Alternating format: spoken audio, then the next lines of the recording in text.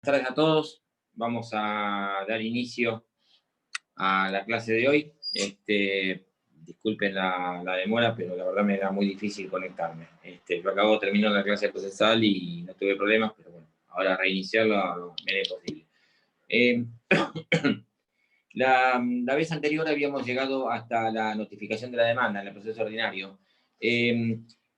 Nosotros, a ver, vamos a recapitular un poquito. Nosotros habíamos interpuesto la demanda en la Secretaría General de Expedientes. Decíamos que ya antes todavía se hizo en forma presencial, ahora se hace en forma enteramente virtual.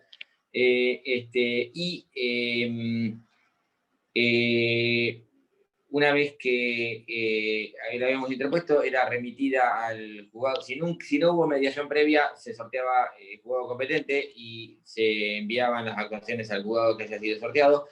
Si hubo mediación previa, ya estaba sorteado el juzgado competente, así que directamente se remiten las actuaciones al juzgado que había sido sorteado originalmente cuando se hizo la mediación previa prejudicial obligatoria.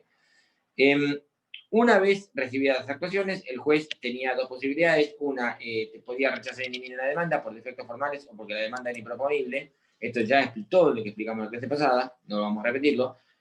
Si están cumplidos los requisitos del artículo 330, entonces, en los procesos ordinarios siempre tiene que haber mediación. No en todos. Eso ya, esto lo vieron ya, no tengo que explicarlo de vuelta, esto lo vieron en la bolilla 5. En la gran mayoría de los procesos de conocimiento hay mediación prejudicial obligatoria, en algunos no. Como en todos aquellos procesos que sean los sucesorios, bueno, concursales que no son ordinarios, el desalojo, que en realidad tampoco es ordinario, es sumario, donde quien reclama es un menor, tampoco hay mediación, pero en la gran mayoría sí hay mediación prejudicial obligatoria.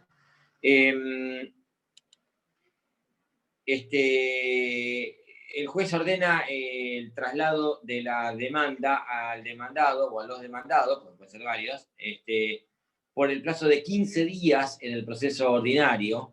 Si fuera proceso sumario, 10 días. Si fuera proceso sumarísimo, 5 días. ¿Sí? El plazo de 15 días. En el Código de Nación, el traslado es de 15 días en el proceso ordinario y no hay sumario, en el sumarísimo 5 días. ¿Cómo se realiza este traslado? ¿Cómo se entera el demandado de la demanda? Mediante una cédula de notificación. Es decir, es necesario remitir una cédula de notificación. Es decir, yo, abogado de la parte actora, preparo la cédula de notificación, la envío al juzgado, el juzgado la controla, la envía a la oficina de mandamiento de notificaciones y el oficial notificador lo que hace es diligenciarla. Va al domicilio del demandado. Actualmente, y en el régimen de aislamiento social preventivo y obligatorio, los oficiales notificadores únicamente notifican las diligencias de las cédulas en formato papel que son de carácter urgente. De lo contrario, no las diligencias. Esto ha abierto el inconveniente de tener la imposibilidad en los hechos de poder notificar una demanda. Esto hizo que se planteara la posibilidad de notificarla mediante carta documento. Recordemos que en principio una demanda en el proceso civil y comercial en la provincia de Buenos Aires no se puede notificar mediante carta documento. Sí en el fuero laboral. Sí está la ley de procedimiento laboral, sí lo permite. Pero el Código Procesal Civil y Comercial no exige que las cédulas de notificación de demanda, notificación de sentencia y notificación de personas extrañas al proceso necesariamente se tengan que diligenciar mediante cédula de notificación en formato papel. ¿Por qué? Por la trascendencia del acto. Ahora, se ha planteado la posibilidad de notificarlas mediante carta documento y hay un precedente de la Sala 3 de la Cámara de Apelaciones de Mar del Plata que lo ha permitido. Y detrás de eso ya varios lo hemos invocado y se nos ha permitido. Siempre y cuando la demanda y toda la documentación esté debidamente digitalizada. Es decir, el demandado recibe una carta de documento donde lo notifican de una demanda. ¿Y cómo sabe de qué se trata? Bueno, si entra a la mesa de entrada virtual, va a encontrarse con la demanda y con toda la documentación.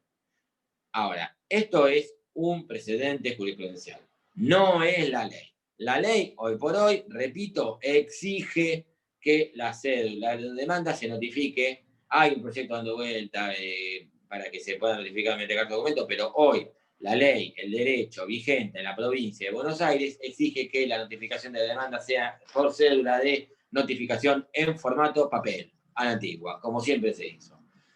Tiene que ir el oficial notificador con la cédula de notificación, con copias de la demanda y de la documentación. Recordemos que el 121 permite eximir a la parte actora de acompañar copias de la documentación cuando por su número, volumen o dificultad de reproducción sea imposible acompañarla, ¿sí? Imagínense que ustedes acompañaron 500 páginas de notificador con una cédula de notificación abrochada a 500 páginas de documentación porque tendría que ir en un taxiflete. Entonces, va a ir sí o sí con copias de la demanda, ¿sí? Eso inevitablemente.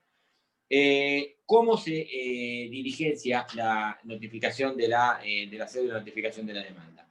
La cédula de notificación de la demanda, fíjense, el 338.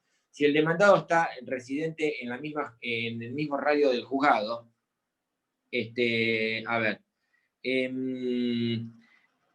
contestamos. Mariano, ¿cómo le notificarían en la carta de documento la carátula, el número de expediente? Se transcribe, en la carta de documento se transcribe el despacho. La cédula de notificación contiene la transcripción de la resolución que ordena el traslado de la demanda. Si la cédula de notificación lo que dice es, notifica a usted que en los autos caratulados Pérez contra Rodríguez, daños y perjuicios, se ha resuelto lo siguiente, 2 puntos. Mar del Plata, 18 de noviembre del 2020, por presentado domicilio legal constituido de la acción instaurada, traslado al demandado por el plazo de 15 días que se lo cite en plaza para comparecer bajo procedimiento de rebeldía. Eso dice la resolución, el despacho que ordena traslado de la demanda, eso está transcrito en la cédula de notificación de la demanda, y si lo hacen por carta de documento, lo mismo. Está transcrito exactamente lo mismo. Notifica a usted que los autos caratulados, fulano contra mengano, que tramitan en el juzgado civil y comercial número X de Mar del Plata, se ha resuelto lo siguiente, 2 puntos. Y todo el despacho. ¿Sí? Si no te entra una carta de documento, usás 2. Si no te entran 2, usás 3. Entonces, desde decretado el aislamiento, como excepción, ¿se puede presentar a través de una carta de documento con las condiciones que mencionaba recién, invocando jurisprudencia? Sí, sí. Pero tenés que pedirlo especialmente, ¿sí? Tenés que pedirlo especialmente y el juez te tiene que decir que sí, ¿sí? Puede decirte que no. ¿Estamos? Porque hoy la ley dice que no. Va el notificador y va a diligenciar la cédula de notificación si toca timbre, si encuentra al demandado, le hace entrega de la cédula. Esa es opción 1. Opción 2. El demandado concurre al domicilio que ustedes indicaron en la demanda y en la cédula de notificación, toca timbre, lo atiende una persona, le dice el demandado vive acá, pregunta por el demandado, le dice vive acá, pero no está en este momento, y dice el 338. En este caso, pero solo en este caso, porque la trascendencia que tiene la notificación de la demanda, el demandado, el oficial notificador deja aviso que va a volver al día siguiente, vuelve al día siguiente, lo vuelve a atender otra persona que no es si es el demandado, le entrega la cédula. Lo vuelve a atender una persona que no es el demandado, porque el demandado se va a trabajar a las 8 de la mañana y vuelve a las 10 de la noche, entonces deja la cédula. Pero siempre y cuando la persona que lo atienda le diga, el demandado vive acá. Tercera opción. Va al oficial notificador, toca timbre. Lo atiende una persona que le dice, el demandado no vive acá. El oficial notificador devuelve la cédula, indicando que fue atendido por una persona que le dice que no vive acá. ¿Puede el oficial notificador pedir que se identifique? Le puede preguntar, pero si la persona se niega a identificarse no puede hacer nada. El oficial notificador es oficial notificador, es empleado judicial, no es policía. No le puede pedir documento. De manera tal que puede ser que el que lo atienda sea la esposa del demandado y le diga no lo conozco y no vive acá. ¿Puede pasar? Sí, obviamente que puede pasar. Después vamos a ver qué hacemos con eso. Otra opción. Concurre el demandado, el oficial notificador y el domicilio está cerrado. Concurren distintos horarios y el domicilio está siempre cerrado. Devuelve la cédula sin notificar. Comentando esto, que concurrió el día 18 de noviembre del 2020 a las 10, a las 12, a las 14, a las 18, y lo encontró siempre cerrado, por lo cual devuelvo la cédula sin diligencia. Lo mismo si concurre el oficial notificador y comprueba que el domicilio no existe. Es un baldío, o hay una casa, pero sin número. Si la casa no tiene número y si la cédula decía Hipólito Yrigoyen 2364 y llega a una casa que está entre el 2360 y el 2368, y evidentemente sería esa, con un pasillo al fondo, pero no dice 2364, la devuelve. En todo caso, podrá indicar, encontré 2360, encontré 2368 y una finca en el medio sin número. Si no tiene número, por ahora no lo pueden notificar. ¿Qué podemos hacer, abogados de la parte actora? Quiero notificarlo al demandado. Bueno, depende. Si lo atendió una persona que dice que no vive ahí y no lo conoce, y sabemos que vive ahí, pero ojo, se la tienen que jugar. Entonces, en ese caso pueden denunciar el domicilio bajo responsabilidad, y en ese caso piden una nueva notificación, vuelve el oficial notificador y lo notifica bajo responsabilidad. ¿Qué significa? Que va a dejar la cédula en la puerta de acceso de la casa. Si lo notifica, si no encuentra a nadie, si el domicilio está siempre cerrado, lo mismo, piden domicilio bajo, denuncian el domicilio bajo responsabilidad y el notificador va a volver con la cédula, van a tener que pedir que se libre otra, van a tener que librar otra, todo recorrer el mismo camino y la va a dejar en la puerta de acceso. Va a hacer el aviso, que lo va a dejar en la puerta de acceso, y va a volver al día siguiente y la va a dejar la cédula en la puerta de acceso. Ojo, esto es bajo responsabilidad de la parte actora. Si la notificación está mal hecha, porque el demandado no vive realmente ahí, el demandado en el futuro podrá presentarse en el proceso, pedir la nulidad de notificación y de todo lo que se haga después. Efecto dominó. Cae la cédula y cae de notificación de la demanda, cae el acto de la notificación de la demanda y cae todo lo que le sigue. Si el domicilio es inexistente, bueno, va a depender de las circunstancias. Si el domicilio existe pero no tiene número, ustedes podrán describirlo en Hipólito Yrigoyen 2364, finca ubicada en Hipólito Yrigoyen al 2300, manos número pares, mitad de cuadra, entre 2360 y 2368, con con puerta de color blanco y, no sé, timbre de color azul, o reja de color azul. Pueden acompañarle una foto, ¿sí? Un croquis, como sea, describírselo para que el notificador pueda notificar ahí. Si el domicilio realmente no existe, es un baldío, bueno, ahí tendrán que salir a buscar cuál es el domicilio del demandado. Si el demandado se domicilia en otra jurisdicción, vive en Buenos Aires, lo que se va a hacer es, ustedes van a liberar la cédula de notificación, el juzgado la va a controlar, la va a sellar, ustedes la van a retirar y se la van a dar a alguien que se va a encargar de presentarla en la oficina de notificaciones de Buenos Aires, de Capital Federal, o de Cava, mejor dicho. Y va a ocurrir lo mismo, pero lo va a hacer toda la misma historia que conté recién, pero en Buenos Aires, un oficial notificador de Buenos Aires. El oficial notificador de Buenos Aires se la va a devolver, en realidad la va a devolver a la oficina de notificación, ustedes la van a retirar, su gestor la va a retirar, se la va a dar a ustedes y la van a presentar en el expediente. ¿Sí? Es decir, es lo mismo, pero lo hace un oficial notificador del lugar donde viva el demandado. El plazo, este plazo se amplía por razón de la distancia, a razón de un día cada 200 kilómetros de distancia o un día por fracción mayor de 100. Si el demandado vive a 200 kilómetros, el traslado de demanda, en vez de ser de 15 días, va a ser de 17 días. Si el demandado vive a 120 kilómetros, el traslado va a ser de 17 días, se agregan 2 días más. Si el demandado vive a 80 kilómetros, no se agrega nada, porque es fracción inferior a 100. Si el demandado tiene domicilio incierto o residencia ignorados, esto ya lo explicamos la vez pasada, se lo notifica mediante edictos. Sin embargo, antes no es que no conozco el domicilio, pido que lo notifique mediante edictos. No, momentito. El juez, antes de eso, va a obligar a hacer unas diligencias previas. Va a pedir un informe al registro civil de las personas, al padrón electoral, es decir, a la Cámara Nacional Electoral, o va a enviar un oficio a la seccional de policía del último domicilio real conocido del demandado para que se constituye y vea quién vive ahí. ¿Sí? Si vive él, vive el demandado o no vive el demandado. Y en los otros casos, para que informe cuál es el último domicilio que tiene registrado. Y va a pedir que primero notifiquemos ahí. Si no vive más ahí, bueno, después de agotar todas esas instancias,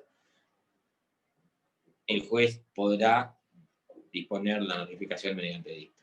Pero es última ratio. No es que a la primera de cambio pido notificar mediante edicto, total, no lo va a contestar el demandado, lo va a contestar el defensor oficial, eso ya lo explicamos. Cuando se notifica mediante edictos, el demandado no cae en rebeldía por no haber comparecido al proceso, sino que se lo notifica mediante, sino que se le da intervención al defensor oficial con competencia civil. Nosotros decíamos el otro día, por eso antes se lo denominaba defensor de pobres ausentes, porque estos son los ausentes, precisamente. Si la citación es defectuosa, no cumple con todos estos requisitos que dijimos, el demandado podrá pedir la nulidad de la notificación y de todos los actos procesales que se hayan hecho en su consecuencia.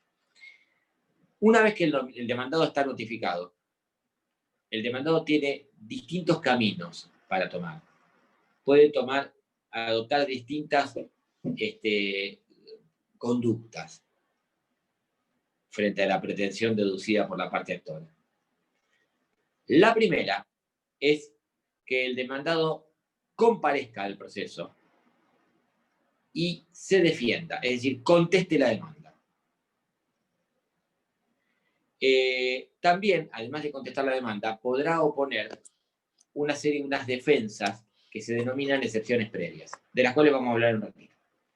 La segunda opción es que el demandado comparezca al proceso. Comparezca no es que le va a tocar la puerta al despacho del juez, sino que va a comparecer por escrito con el patrocinio de un abogado o mediante un abogado apoderado. Comparezca al proceso, se defienda, conteste la demanda, ¿sí? Y además deduzca una pretensión contra la parte actora. Esa pretensión contra la parte actora, deducida en el mismo proceso, se llama reconvención.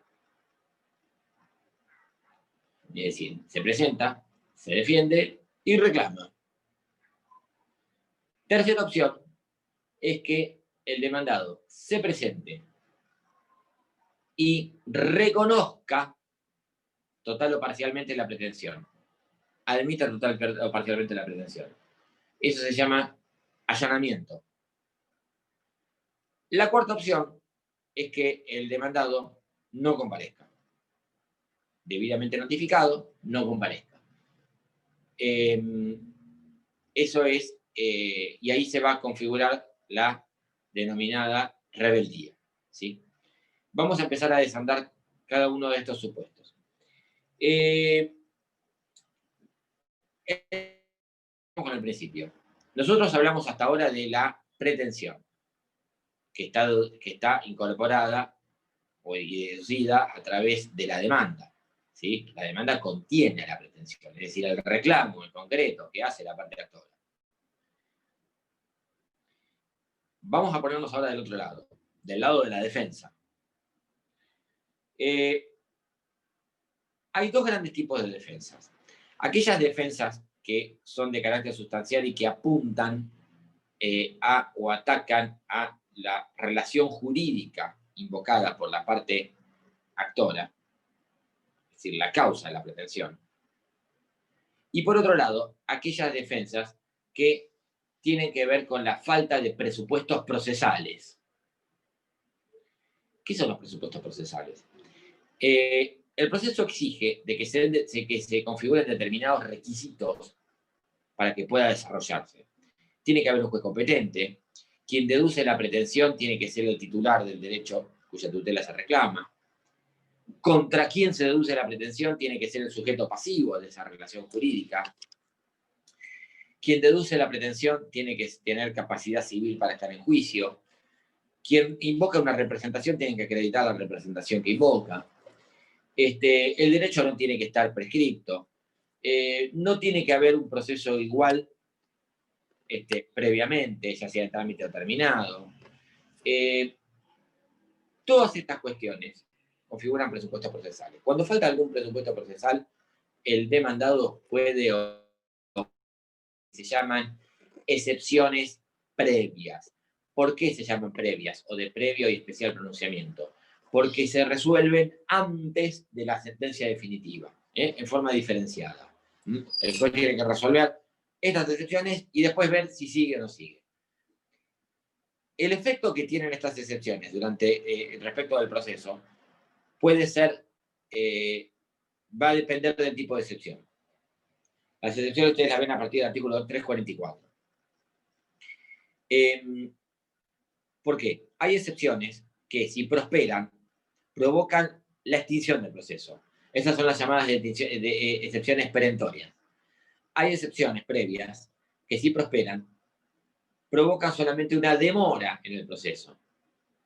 Una vez subsanada la falta de presupuestos procesales, el proceso continúa. Estas excepciones se denominan dilatorias, solamente lo demoran, pero no lo terminan. 344, 344, el artículo. Y siguientes, ¿sí? ¿Qué oportunidad, cuál es la oportunidad para plantear las excepciones? Bueno, ojo. En el proceso ordinario en la provincia de Buenos Aires, fíjense el 344, dentro de los primeros 10 días para contestar la demanda. Es decir que yo tenía, y se puede presentar en piezas separadas, 15 días para contestar la demanda. De esos 15, dentro de los primeros 10 puedo poner excepciones. Puedo, entonces, en el proceso ordinario en la provincia de Buenos Aires, solo en el proceso ordinario en la provincia de Buenos Aires, repito y subrayo, podríamos oponer excepciones el día 8 y contestar la demanda el día 14, en piezas separadas. ¿Sí? Este es el único donde pasa esto.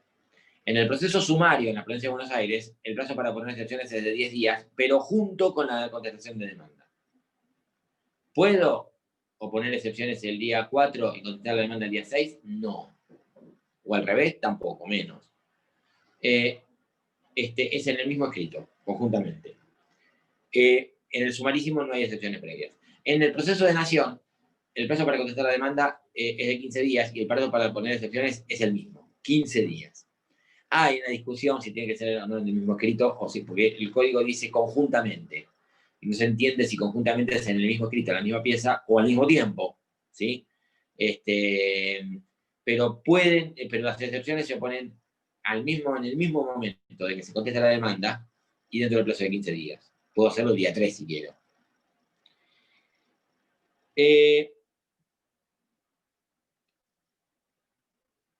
¿Cuáles son las excepciones? La primera excepción que aparece en el código, en el 344, es la prescripción. La prescripción, en realidad, es una excepción perentoria. Es cuando el derecho invocado está prescripto, es decir, la prescripción liberatoria del derecho civil, la que ustedes vieron en derecho civil parte general. En el 345 está en el resto, que es una enumeración taxativa. La primera que aparece es la incompetencia. La incompetencia es cuando la demanda fue promovida ante un juez incompetente. Es decir, yo me presento ante un juez que está interviniendo y planteo una incompetencia. La declinatoria, ¿sí? La vía procesal por la cual se deduce una declinatoria es precisamente la incompetencia, ¿sí? La excepción de incompetencia. Es dilatoria, porque si prospera la excepción, el proceso va a continuar. Con otro juez, pero va a continuar. La que le sigue, falta de personería y falta de capacidad civil para estar en juicio. Son dos en una. Falta de personería es cuando yo invoco una representación que no acredito. Yo digo que vengo en nombre de un tercero, pero no acompaño el instrumento que así lo acredita, ¿sí? Entonces, no es justificado la personería invocada. Es dilatoria. ¿Por qué? Porque si prospera, me van a intimar a que acompañe el instrumento correspondiente, lo acompaño. Yo, por ejemplo, digo que comparezco en director en calidad de presidente de una sociedad anónima. Y entonces, pero no acompaño nada. ¿Cómo sabe el juez que yo soy presidente de esa sociedad anónima? Bueno, me intiman a que acompañe la documentación pertinente y acompaño el estatuto y el acta de asamblea que me designó y que acredita que el mandato está vigente. La falta de capacidad civil para estar en juicio es la falta de capacidad procesal, cuando quien comparece, quien interviene en el proceso es incapaz. Debe hacerlo mediante su representante legal, ¿sí? Entonces, si es incapaz, la demanda la firmó un chico, un nene de 8 años, entonces se lo intima a que comparezca a través de un representante legal. Comparece el representante legal, padre o tutor, en ese caso, y o curador en los otros casos, y ratifica los actos del incapaz. Está subsanado, por eso son las dos dilatorias, son subsanables, ¿sí? Y continúa el proceso. 3. Falta de legitimación para obrar en el actor o en el demandado. ¿Qué es la falta de legitimación? Bueno, acá hay legitimación activa y legitimación pasiva. ¿Qué es la legitimación activa? La legitimación activa es la titularidad del derecho cuya tutela se reclama. Recuerden que la pretensión civil es esencialmente privada, de manera tal que solamente el titular del derecho que se reclama, cuya tutela se reclama, es el que puede deducir la demanda, que puede deducir la pretensión contenida en la demanda. Entonces, si no hay, si quien reclama es un tercero cualquiera que no tiene nada que ver con la relación jurídica de fondo, es ajeno a la relación jurídica de fondo, que es la causa de la pretensión, no hay legitimación activa.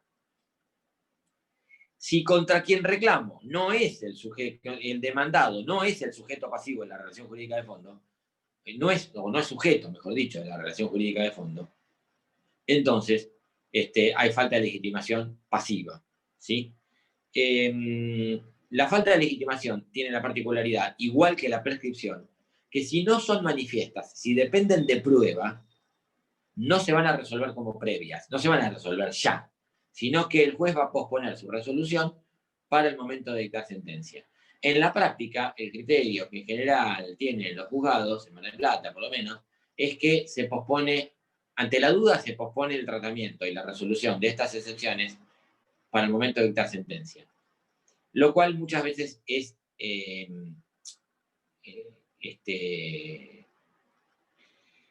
es improcedente o o mejor dicho, es imprudente porque fíjense que el juez dice, bueno, ante la duda, yo la excepción de prescripción, la falta de legitimación, no la voy a resolver ahora, la voy a resolver cuando se dicte sentencia definitiva. Dentro de 3 años llegamos a la sentencia definitiva, gastamos tiempo y dinero, todo un proceso, para que el juez diga, no, la verdad es que el derecho está prescrito. Bueno, me lo hubiese dicho 3 años atrás, ¿sí? Entonces, pero la ley es así lo establece, esto exige una reforma realmente, ¿sí?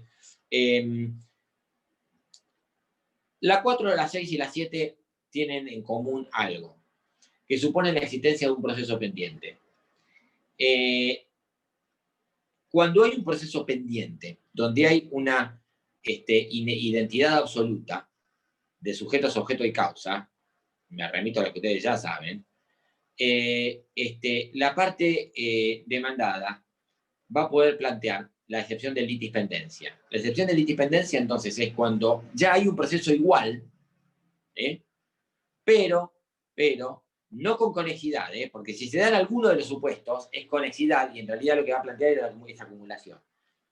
Pero si hay un proceso exactamente igual, ¿sí? Si hay un proceso exactamente igual, pero que todavía no tiene sentencia firme, va a plantear la excepción de litispendencia. Si hay un proceso exactamente igual, o también con algún grado de conexidad, y que tenga influencia en esto, y que está terminado con sentencia firme, lo que va a plantear es la excepción de cosa juzgada, ¿sí? Lo que va a decir es, la litispendencia es, señor juez, esto ya se está discutiendo en otro proceso. En la cosa juzgada es, esto ya se discutió y en otro proceso que tiene sentencia firme.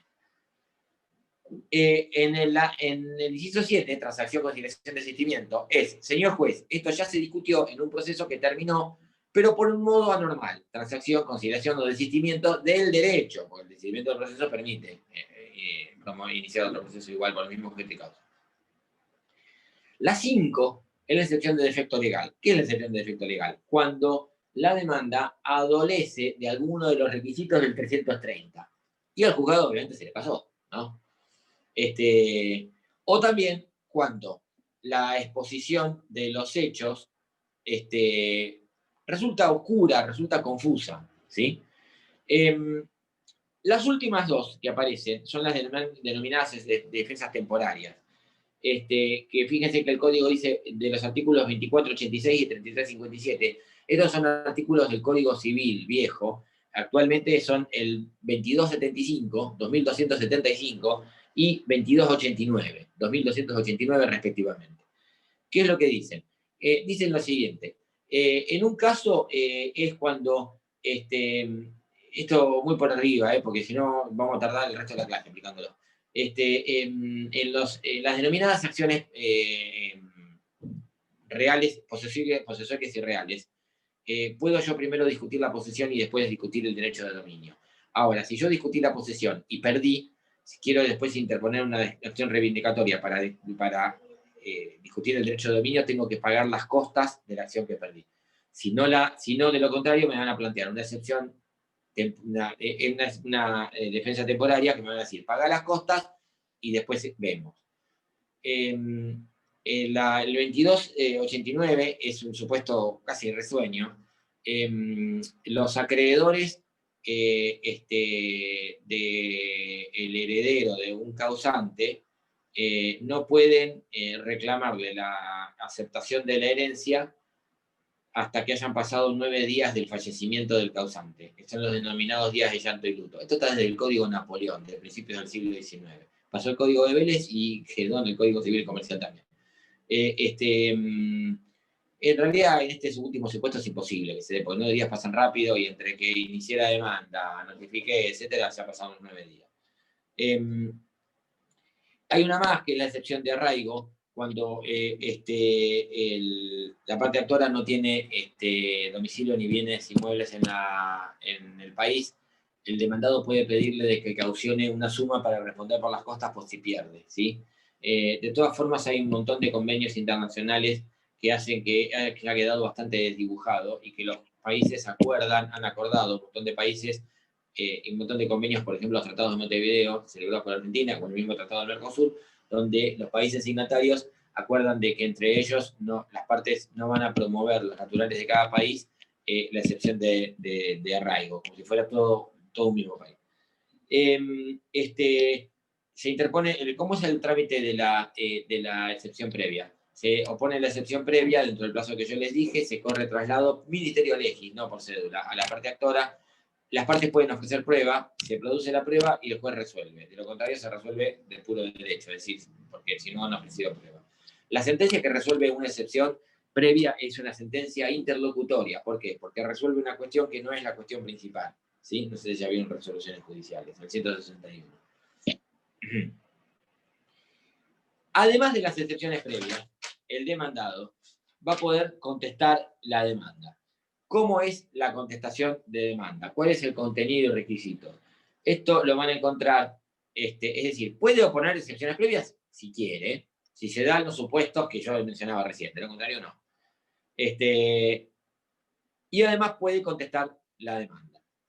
En la demanda, fíjese el 354 en la primera parte, todas las defensas que no tengan carácter de previo, es decir, que son las defensas entre comillas sustanciales, las que apuntan a, o las que atacan, o las que están referidas o tienen relación con la relación jurídica que es, valga la redundancia, que es la causa de la pretensión. ¿Qué dice el 354? Y esto es fundamental. El 354 dice que el demandado deberá, en realidad no es deberá, es podrá. Acá hay cargas procesales, no hay obligaciones sobre deberes procesales. El demandado, si quiere, contesta la demanda, si quiere, no la contesta. Obviamente que contestarla o no contestarla va a tener consecuencias para su suerte en el proceso. Les decía, entonces, el demandado podrá reconocer o negar categóricamente 3 cosas. Los hechos que están en la demanda, los documentos acompañados en la demanda, recuerden que va la demanda con la prueba documental, y las cartas o telegramas acompañados en la demanda. Ahora, el artículo 354, inciso primero, tiene una redacción muy particular. ¿Por qué? Porque les dice no le dice cómo tienen que ser las cosas, le dice cómo no tienen que ser las cosas, cómo no tiene que ser esa negativa. Porque el código después dice, a continuación, la ley dice, el silencio, la negativa meramente general o las evasivas tendrán determinadas consecuencias. ¿Qué es el silencio? El hecho no negado, el documento no negado, la carta o telegrama acompañada de la demanda no negada, o negados en forma general. ¿Qué es negados en forma general? Niego todos los hechos afirmados en la demanda. Eso es negar en forma general. No sirve. O las negativas o las evasivas, los hechos creo que no habrían ocurrido de esta manera. No. Dice, la negativa tiene que ser categórica, negar categóricamente. ¿Sí? ¿Qué consecuencias tiene el silencio, la negativa meramente general, o las evasivas? Y ojo porque cada punto y cada coma y cada palabra en esta norma tiene una consecuencia trascendental para el proceso. Dice, el juez podrá tener por ciertos a los hechos expuestos en la demanda y deberá tener por ciertos los documentos atribuidos al demandado y las cartas o telegramas atribuidos al demandado. De manera tal que, pasando en limpio, ¿cuál es la consecuencia del silencio en el proceso? Es decir, del hecho o documento o carta o telegrama no negado o mal negado. Mal negado es lo mismo que no negado. ¿Sí? Respecto de los hechos, el juez podrá tenerlos por ciertos. Esto es facultativo y dependerá de las demás pruebas que se produzcan en el proceso. Respecto de los documentos, abrimos llave. Los documentos atribuidos al demandado, es decir, el documento que yo acompaño y digo que está firmado por el demandado, expedido por el demandado, deberá tenerlo por cierto. Acá es irremediable. Yo inicio un juicio por incumplimiento de contrato y acompaño un contrato que digo que celebramos con el demandado, tiene mi firma y la de él, y el demandado no lo niega, para el juez ya es un hecho cierto. Ahora, los documentos que no son del demandado, que son de tercero, podrá tenerlos por ciertos. Yo acompaño un presupuesto de reparación del taller Pirulo. Al demandado no le consta si eso es cierto o no es cierto. Él no lo hizo, no lo mandó, no lleva su firma. Entonces, en ese caso, si no está negado, podrá tenerlo por cierto. Y respecto a las cartas o telegramas, si son dirigidas, supuestamente dirigidas al demandado, las tendrá por recibidas. Si son dirigidas a terceros o expedidas por terceros, enviadas por terceros, podrá tenerlas por ciertas, o por recibidas, o por enviadas. ¿Qué pasa si yo en la defensa, pregunta Mariano, qué pasa si yo en la defensa niego un hecho que es cierto? Si niego un hecho que es cierto, esto dependerá del hecho, pero en principio obligará hasta a la parte actora a tener que acreditarlo. ¿Sí? Es decir, al juez no le consta que es cierto.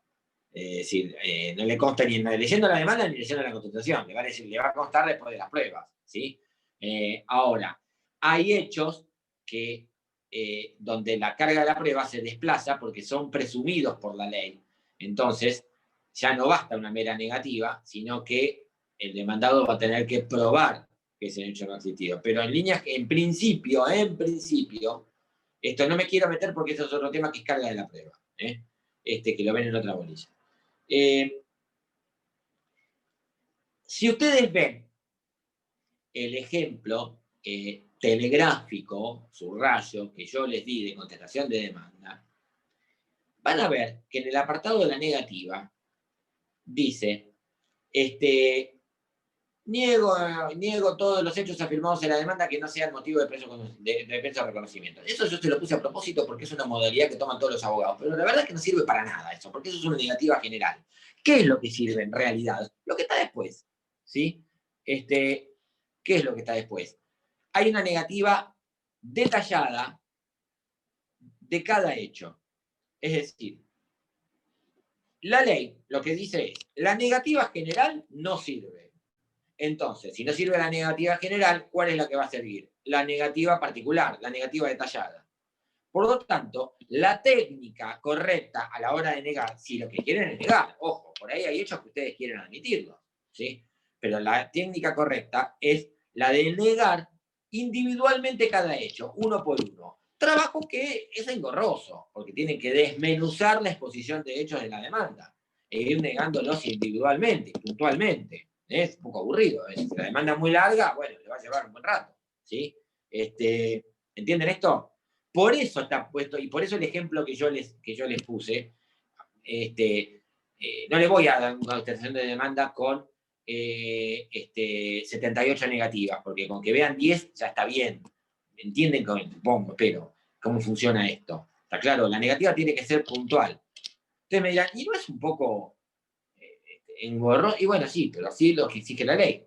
No basta, no sirve la negativa meramente general como negativa, ¿sí? Hay quienes están exentos de esto, que son el defensor oficial, porque al defensor oficial no le constan los hechos, ¿sí? El defensor oficial no le vio la cara al demandado, que se lo notificaron mediante dictos. Y puede, digamos, diferirse, no me salía la palabra, la posibilidad de negar para después de la etapa probatoria. Y también los sucesores universales, los herederos. Se murió el demandado, ¿sí? Y contestan sus herederos en lugar de él. A los herederos, respecto de los hechos que no les consten personalmente. Si son hechos que les constaban personalmente, sí, pueden negarlo. Pero respecto a los hechos que no les consten personalmente, porque no estaban en la piel del demandado que ya falleció, no les podemos exigir la carga de negar. Y también queda diferida la negativa para después de la etapa probatoria. Esto es lo que ustedes van a ver ahí en la, creo que es el apartado 2, no lo tengo acá encima, del modelo que yo les di. Después puede el demandado, fíjense el inciso 2 del 354, especificar con claridad los hechos que tuvieron como fundamento de su defensa. De la misma manera que la parte actora hizo un relato de los hechos, la parte demandada también va a poder hacer un relato de los hechos, porque primero el demandado se va a dedicar a negar. ¿Sí? Y después va a decir, bueno, señor juez, yo hasta ahora me dediqué a referirme a la versión de la parte actora. Ahora quiero que escuche mi versión. Entonces puede exponer con claridad la misma carga del inciso cuarto del 330, se aplica acá. Exponer los hechos claramente. Los hechos, en este caso, no de la presentación, sino de la defensa. Y 3, observar en lo pertinente los requisitos del 330. La contestación de la demanda tiene, en términos generales, una estructura similar a la de la demanda. Va a tener encabezado, como todos los escritos, objeto, vengo por el presente a contestar la demanda, en este caso, la negativa, hechos, derecho, prueba en el proceso ordinario, solamente la prueba documental, en el sumario, sumarísimo, y en el ordinario nación, y sumarísimo nación también, voy a ofrecer toda la prueba, esto lo vamos a ver después, pero en el ordinario en provincia solamente la documental. Derecho y petición final, el petitorio. El petitorio final acá va a ser al revés que el de la demanda. Me tenga por contestada la demanda, legal, tiempo y forma, y oportunamente se dicte sentencia rechazando la demanda con costas a la parte actora.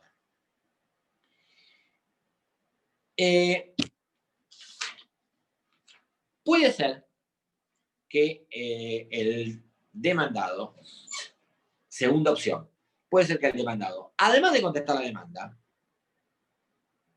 decida reclamarle a la parte actora. ¿Sí? Fíjense el 355. Ojo que el 355 tiene una redacción que también exige algunas, que si la leen así de corrido, por ahí no llegan a adelantarla. En el mismo escrito, van a ver que dice en el 355, en el mismo escrito de contestación de demanda, deberá el demandado deducir reconvención si creciere con derecho para hacerlo. No haciéndolo en este momento, no lo podrá hacer en el futuro en el mismo proceso, sin perjuicio de su derecho de hacer valer su pretensión en otro proceso. ¿Qué significa esto? Primero, ¿qué es la reconvención? La reconvención es la pretensión deducida por el demandado contra el actor en el mismo proceso. ¿Sí? Algunos la denominan vulgarmente contrademanda, ¿sí? Pero en realidad el término correcto es reconvención.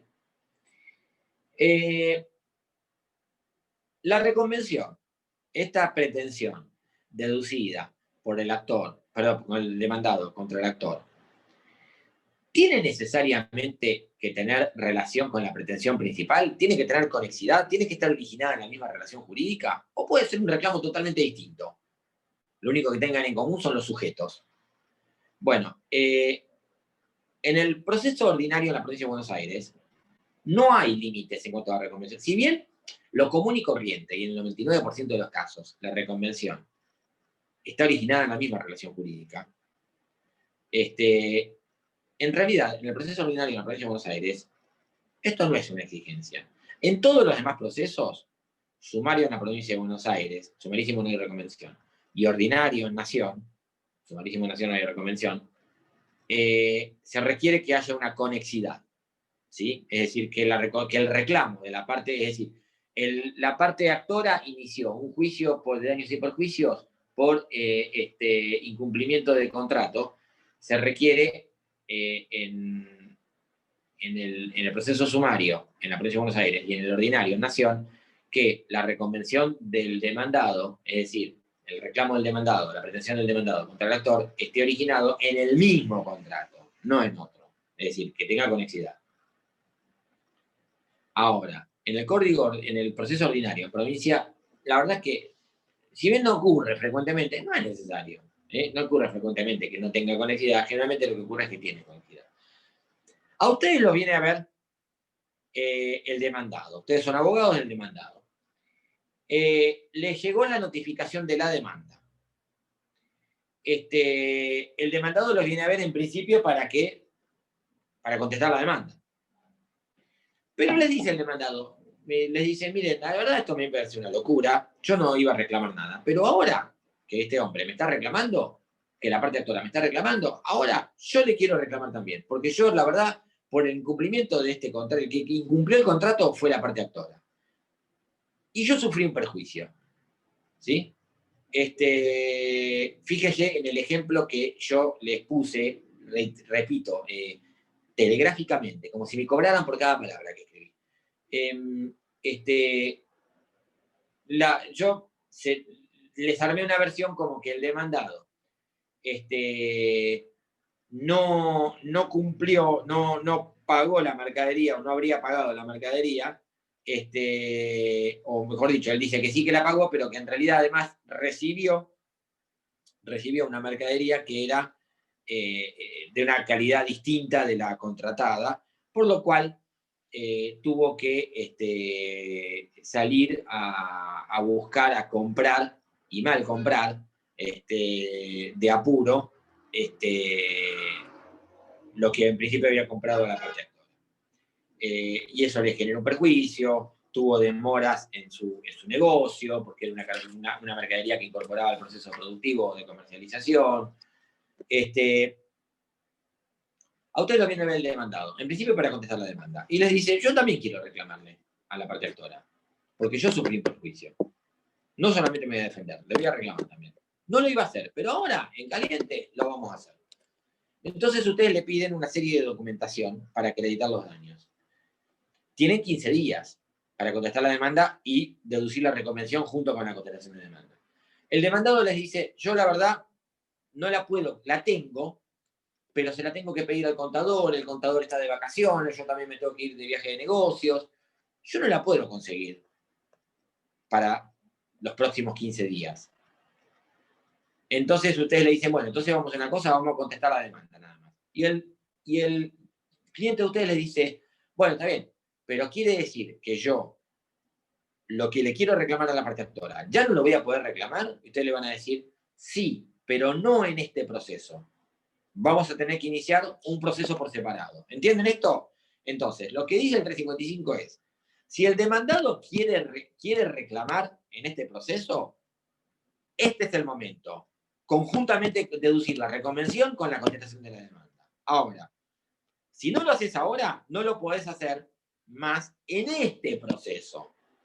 Pero lo podés hacer en otro por separado, siempre y cuando la acción esté prescrita. Entonces, si no deduce la reconvención en este proceso, va a iniciar una demanda por separado. Y en vez de ser Pérez contra López, será López contra Pérez.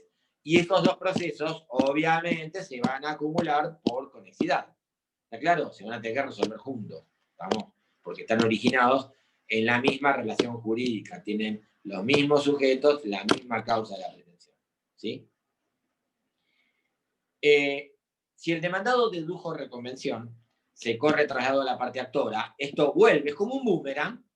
Fue la pelota para el demandado, contestó la demanda y ahora vuelve para la parte actora para que conteste la reconvención. Por 15 días. También en el ordinario, 10 días en el sumario. Sumarísimo de reconvención. La parte actora va a contestar la reconvención. Se va a repetir la historia, se despeja la historia. La parte actora va a contestar la reconvención con las mismas cargas del 354. ¿Está claro? Reconoce, lo nega categóricamente, los hechos, documentos, etc. Si el demandado contesta la demanda solamente, la parte actora únicamente puede ofrecer pruebas respecto de los nuevos hechos incorporados, que son las nuevas circunstancias incorporadas. Por ejemplo, el demandado dice, en la demanda ni se hace mención a la pandemia. Y el demandado incorpora como un nuevo hecho, que no es lo mismo que un hecho nuevo, no nos vamos a meter ahora en la diferencia, una nueva circunstancia. Bueno, pero no se pudo cumplir el contrato porque fue imposible, porque no podíamos hacer nada de forma presencial, por la pandemia, aislamiento, etc. Entonces, sobre eso sí va a poder responder. Del resto no. No puede contestarse la contestación de demanda. Si el demandado acompañó documentación, se va a correr traslado a la parte actora para que se pida sobre la autenticidad de la documentación. Solo sobre eso. No puede contestar sobre los hechos alegados por la parte demandada. No puede la parte actora contestar la contestación de demanda. Porque si la parte actora contestara la contestación de demanda, el demandado se quedaría con derecho de contestar la contestación de la contestación, y así sucesivamente. No avanzaríamos más. ¿Sí? Demanda, contestación. Punto. Se acompañó documental, traslado a la parte actora para que diga si la documental acompañada por el demandado es o no auténtica. Punto. ¿Sí? Alternativas posteriores. Vamos a agotar los otros dos supuestos primero. Supongamos que el demandado se allana. Si el allanamiento es total, ahí lo que sigue es, el juez dicta una resolución de autos para sentencia, se cierra toda discusión y se dicta la sentencia. Terminó el proceso. Si el allanamiento es parcial, ¿cómo puede ser un allanamiento parcial? Supongamos que el demandado y la parte actora dedujo más de una pretensión. El demandado, recuerden que pueden acumularse todas las pretensiones que se crean con derecho, ¿sí? Con los requisitos que indica la ley, que ustedes ya saben. Supongamos que el demandado se allana una de las pretensiones y no se allana otra, ¿sí? Es un proceso de división de condominio y reintegro de gastos. Uno de los condóminos le reclama, son 3 personas tienen un inmueble.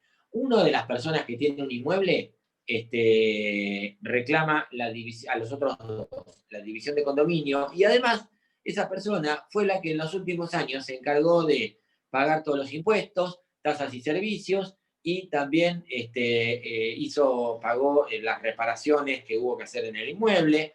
Entonces, él deduce 2 pretensiones: división de condominio y, en el mismo proceso, obviamente, las acumuladas, y reintegro de gastos de la parte proporcional. Los demandados se allanan a la división de condominio porque no tiene más remedio, está bien, el condominio puede terminar en cualquier momento. Si no hay una causal de indivisión, el condominio indiviso termina en cualquier momento. cuando cualquiera de los condóminos lo pida, pero niegan el reclamo de reintegro de gastos. En ese caso hay un allanamiento parcial. Se allana una y no se allanan las otras. El proceso continúa, ¿sí? Respecto de aquellas cuestiones de las que no se hayan allanado. Y respecto de las que se allanaron, se van a resolver conjuntamente todo al final.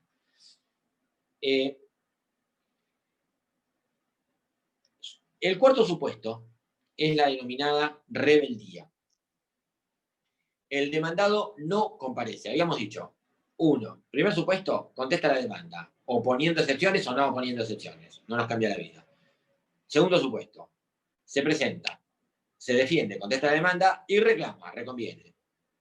Tercer supuesto, se presenta y admite total o parcialmente la pretensión, allanamiento.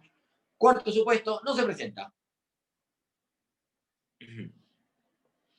Si el allanamiento, está bien, Juana, si el allanamiento es parcial, el proceso continúa a los efectos de tratar aquellas cuestiones a las cuales no se haya allanado, ¿sí?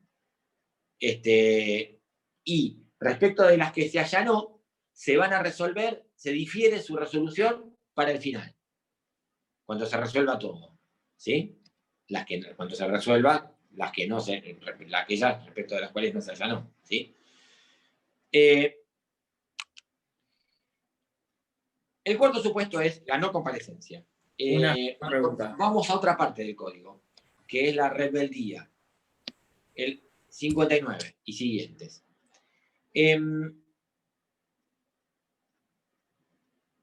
¿Cuándo se configura rebeldía? Cuando una parte, fíjese el 59,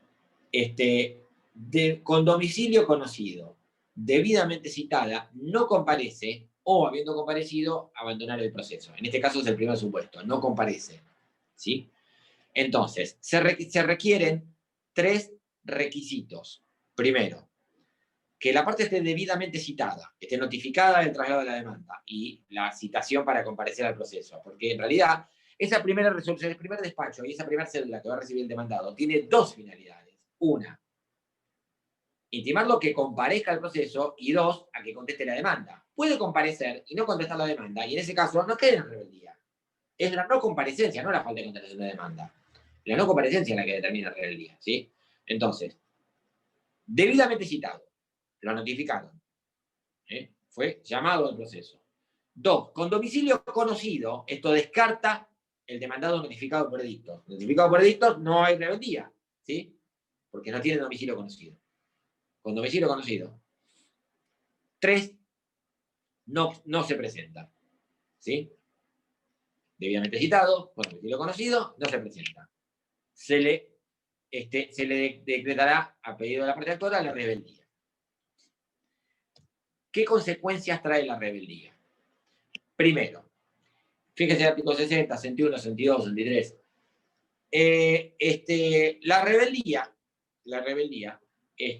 va a generar, primero, una presunción de verdad de los hechos puestos en la demanda. Y ustedes me dirán, ¿no es redundante la norma? Porque el 354, inciso primero, dice que el hecho no negado podrá ser tenido por cierto. Acá, obviamente, que si ni siquiera compareció, no lo negó al hecho, ¿sí? ¿Es lo mismo? Bueno, hay algunos que entienden de que en realidad esta presunción de verdad es todavía más gravosa para el demandado y por lo tanto más beneficiosa para la parte actora. Recuerden que esto es una balanza, baja uno sobre otro.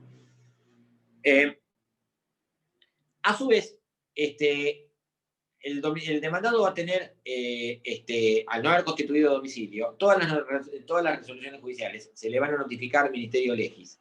Es decir, no me quiero meter porque lo vamos a ver en la bolilla de actos procesales cuando vemos notificaciones, queda automáticamente notificadas los martes y viernes, posteriores a la resolución en el juzgado, y solo se le va a notificar por cédula la rebeldía y la sentencia. Es decir, que yo notifiqué al demandado el 15 de octubre. Cuento los días, ya le recontravencieron los 15 días hábiles, ¿sí? Entonces, presento un escrito y pido que se le trate la rebeldía. El juez va a dictar una resolución que va a decir, Mar del Plata, 18 de noviembre de 2020, no habiendo comparecido el demandado, decláreselo rebelde. Notifíquese. esa resolución le voy a tener que mandar una cédula.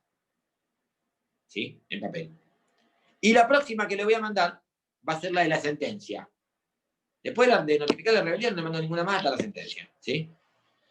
Otra consecuencia es que la rebeldía no altera la secuela regular del proceso. ¿Esto qué significa? El proceso no se detiene. Ahí voy con la pregunta tuya, Mariano. El proceso no se detiene.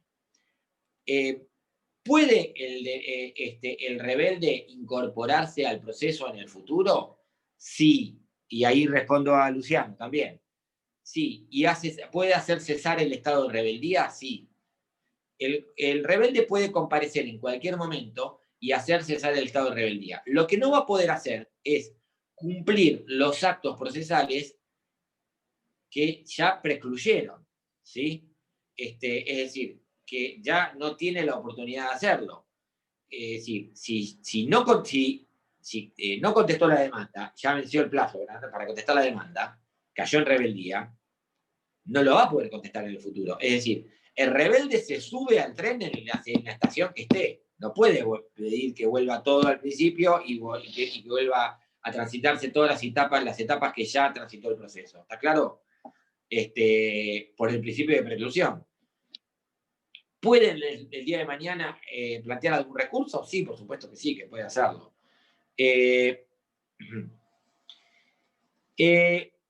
Por otro lado, al rebelde puede decretársele medidas precautorias, fíjense el artículo 63, una inhibición preventiva, un embargo preventivo. Supuesto es el siguiente: yo notifico al rebelde, el rebelde no comparece porque no le importa, y ya, total, a mí no me van a cobrar. Entonces yo cae en rebeldía, pido, o sea, no contesta la demanda, no comparece ni contesta, y obviamente tampoco contesta la demanda. Si no comparece, no contesta la demanda. Pido que le decreten la rebeldía y pido que le decreten un embargo preventivo sobre un inmueble. Le traigo el embargo preventivo, entonces el rebelde dice, no, esto viene en serio. Se presenta, hace cesar la rebeldía, pero no puede pedir el levantamiento de la medida precautoria, excepto que alegue y pruebe que la rebeldía no le es imputable. ¿En qué caso podría no serle imputable? Supongamos que lo notifiqué al demandado el 15 de octubre y resulta que desde el 13 de octubre está internado en terapia intensiva con un respirador por COVID-19. Y ustedes me dirán, y aún así, los plazos procesales le siguen corriendo. Bueno, entiendan que sí, señores, le siguen corriendo, ¿sí? Pues si estaba de viaje, lo mismo. Estamos, en ese caso la rebeldía no le es imputable y podría pedir el levantamiento de la medida precautoria, ese caso excepcional. Tiene que plantearlo, tiene que alegarlo, tiene que probarlo. Lo que no puede hacer es decir, quiero contestar la demanda. No. ¿Qué pasa con el proceso? Una vez que está contestada la demanda, o si se dedujo la reconvención, está contestada la reconvención, o está declarada la rebeldía y notificada la rebeldía. A partir de ahí, fíjense el artículo 357, ¿sí? Complicado de comprender. Fíjense el 357. Con el escrito de contestación de demanda, supuesto 1, con el escrito o contestación de la reconvención, supuesto 2, y allanarse también podría ser, sí, podría allanarse, porque el allanamiento puede ser planteado en cualquier momento antes de la sentencia definida, antes de que pasen los autos, el dictado de autos para sentencia.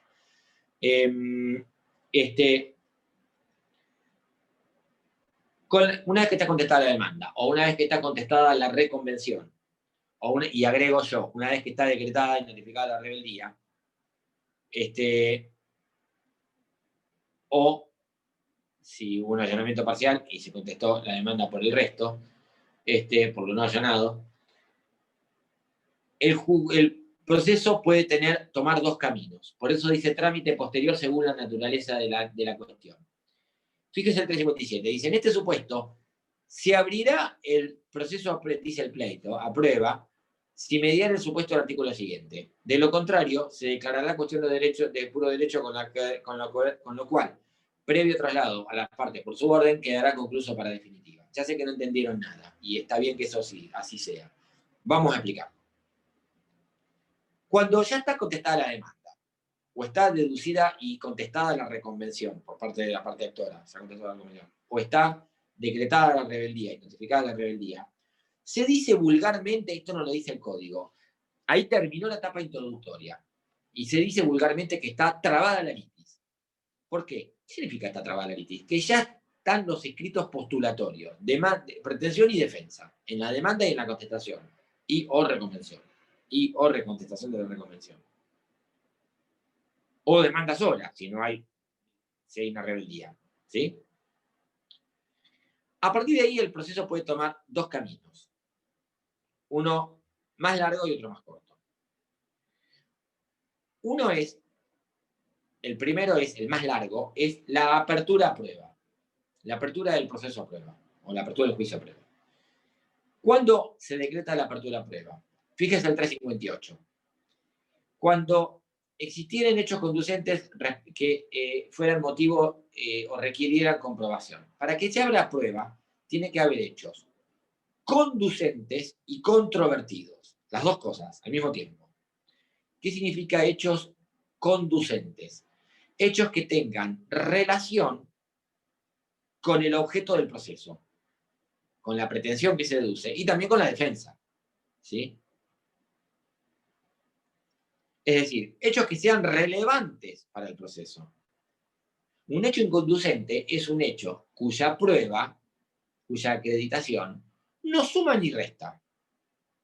¿Sí? No agrega ni quita nada. Entonces, no tiene sentido perder tiempo probando un hecho que es irrelevante. Controvertido significa discutido, es decir, afirmado por una parte y negado por otra parte. ¿Sí? Eso es un hecho controvertido. Ahora, para que se abra prueba, tiene que haber hechos que reúnan las dos condiciones simultáneamente. Que sean, porque puede ser un hecho controvertido, pero sea absolutamente inconducente. O puede ser un hecho conducente, pero no está controvertido, está admitido, expresamente admitido. ¿Sí? Entonces, tiene que haber hechos conducentes y controvertidos. En la gran mayoría de los casos, el proceso se abre a prueba. ¿Cómo se abre a prueba? Mediante una resolución que va a decir, Mar del Plata, 18 de noviembre del 2020, atento a la existencia de hechos conducentes y controvertidos, ábrese la presente causa prueba por el término de X días. Que después vamos. El otro camino, si el proceso no se abre a prueba, la otra posibilidad es que se declare la cuestión de puro derecho.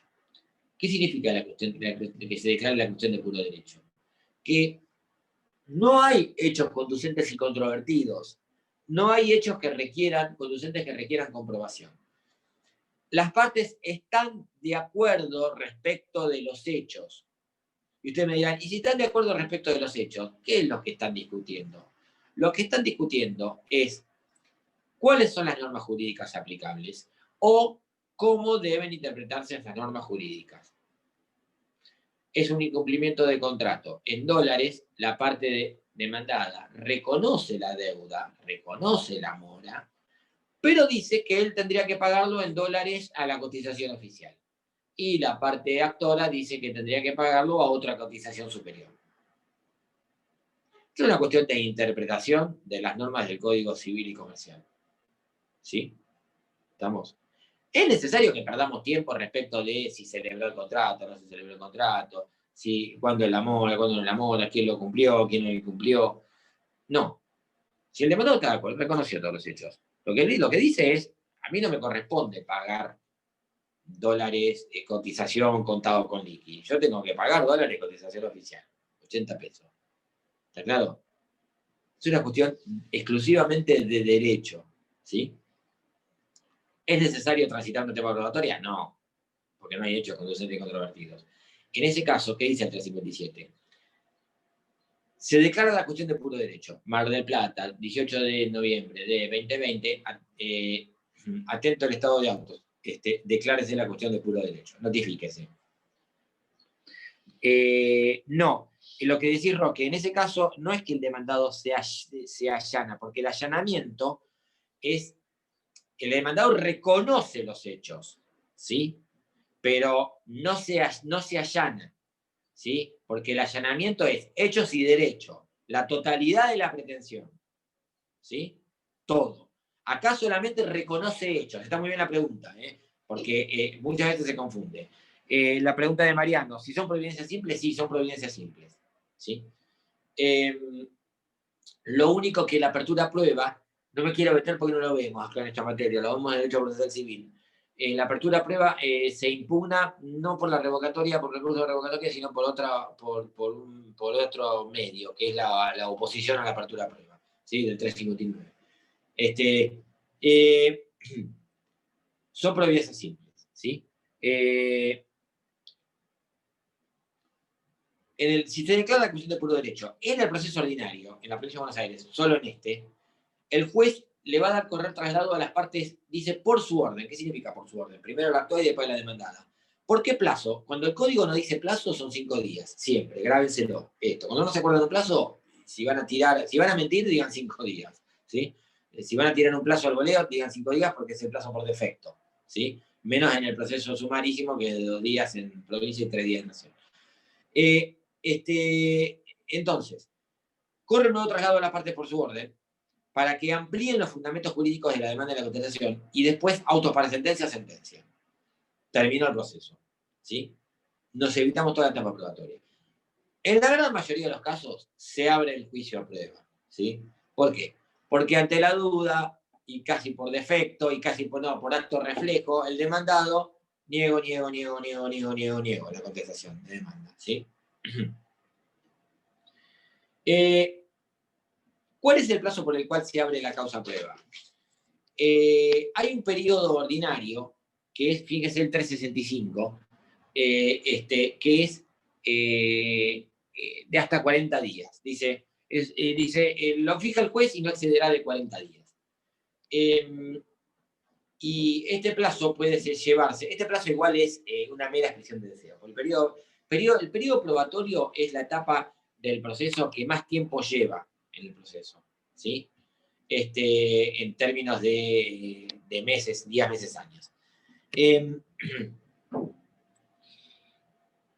Este periodo de prueba puede ampliarse a 90 días o a 180 días, que son los plazos extraordinarios, si hay que producir prueba en el extranjero. 90 días si hay que producir prueba en país limítrofe, 180 en país no limítrofe. Hay que producir una pericial contable y los libros están en Montevideo. Ampliamos haciendo a 90 días. Hay que hacer declarar un testigo que está en Bogotá. Ampliamos a 180 días. ¿Sí? El juez puede ampliarlo hasta 180 días. Es un plazo judicial con tope legal.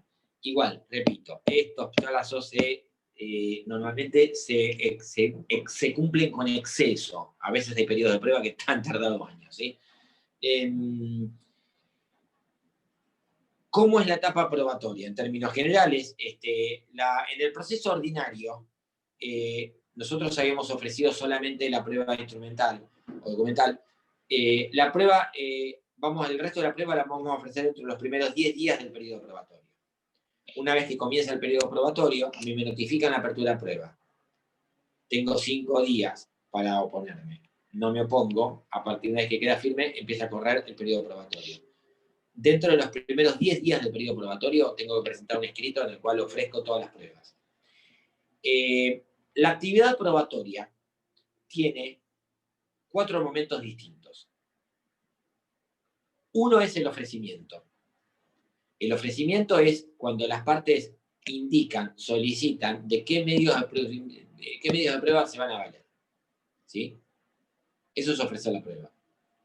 ¿Cómo ofrezco la prueba testimonial? Cuando le digo al juez, solicito se declarar como testigo a X personas. ¿Cómo ofrezco una prueba pericial? Cuando digo, solicito que se designe a un perito contador que determine sobre los siguientes puntos. ¿Cómo ofrezco una prueba informativa? Cuando digo, solicito que se libre oficio a la Municipalidad General Pueyrredón para que informe sobre los siguientes puntos. Eso es ofrecer la prueba. Una vez que la prueba se ofrece, el juez la provee. ¿Qué es proveer la prueba? Ordenar que esa prueba se produzca. ¿Cómo se provee una prueba testimonial? Cuando el juez fija audiencia para que declare el testigo. ¿Cómo se provee una prueba confesional? Cuando el juez fija audiencia para que absuelva oposiciones el actor o el demandado. ¿Cómo se provee una prueba informativa? Cuando el juez ordena el libramiento del oficio a la Municipalidad de Pueyrredón para que conteste los puntos que ustedes pidieron. ¿Cómo se provee una prueba pericial? Cuando el juez ordena la designación de un perito para que conteste los puntos que ustedes pidieron. Después de que se provee, la prueba se produce. ¿Qué significa que se produce? Que se incorpora al proceso y se realiza efectivamente. ¿En qué momento se produce la prueba testimonial? Cuando el testigo declara. ¿En qué momento se produce la prueba confesional? Cuando las partes absuelven posiciones. ¿En qué momento se produce la prueba pericial? Cuando el perito presenta su informe pericial. ¿En qué momento se produce la prueba informativa? Cuando la entidad pública o privada contesta el oficio, pedido de informe. ¿Sí? La Municipalidad General Pueyrredón, siguiendo el mismo ejemplo que les daba, contesta el oficio, presenta el informe. Ahí se incorpora la prueba al proceso y es adquirida por el proceso. El último, todas esas actividades en la etapa probatoria. El último momento de la actividad probatoria es la apreciación. ¿En qué momento es la apreciación de la prueba? En el momento de dictar sentencia. ¿Sí? El juez al momento de dictar sentencia es cuando le va a asignar un mérito o un valor a la prueba producida. Declararon 4 testigos, 2 dicen blanco y 2 dicen negro. Evidentemente hay 2 que dicen la verdad y 2 que están mintiendo. El juez va a tener que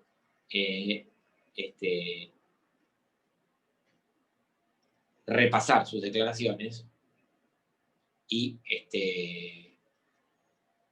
poder dilucidar quiénes están en lo cierto y quiénes no. En el proceso ordinario, solo en el ordinario en la provincia de Buenos Aires, cuando con la apertura, con el ofrecimiento de prueba, se van a formar cuadernos de prueba. ¿Qué significa esto? Que se va a formar un expediente donde va a ir toda la prueba que se produzca de la parte actora. Y se va a formar otro expediente aparte donde va a ir toda la prueba de la parte demandada. Es decir que, de tener un solo expediente, vamos a pasar a tener 3. Y si hay varios demandados, 1 por cada demandado. De cuando la prueba, o sea, más, quizás más de 3. Esto está en el 378. 378.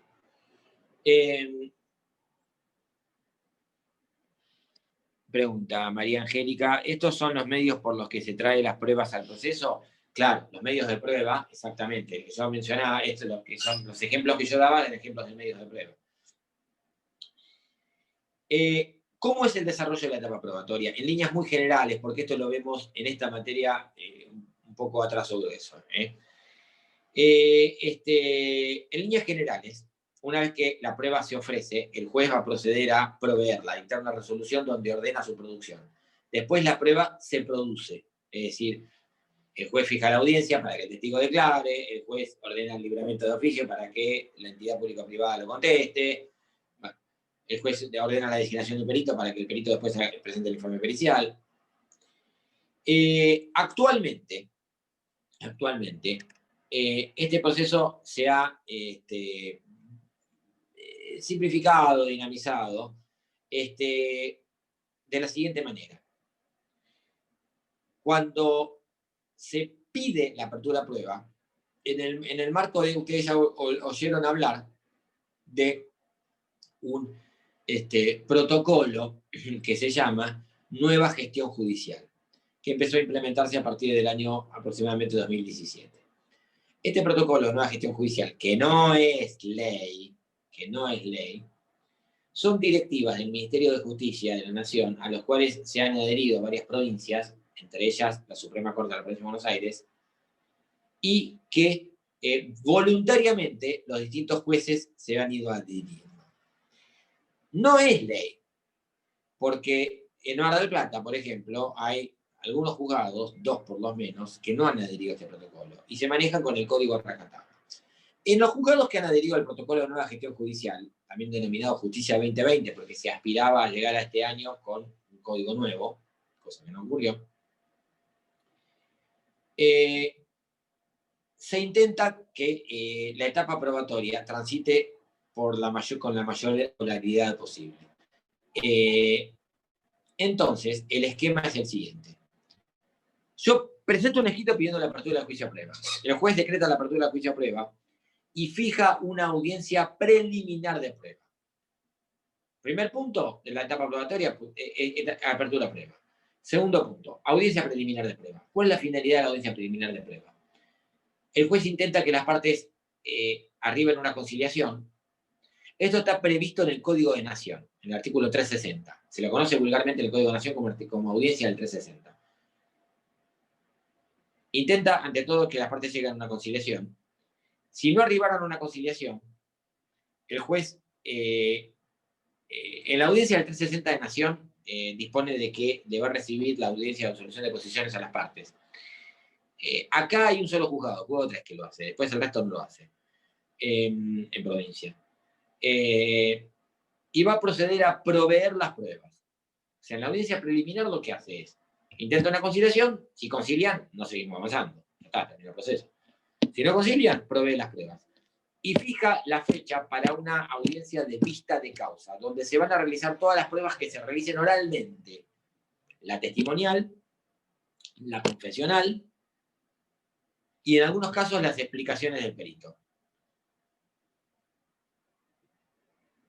Esa prueba, esa audiencia se llama audiencia de vista de causa y se va a desarrollar delante del juez.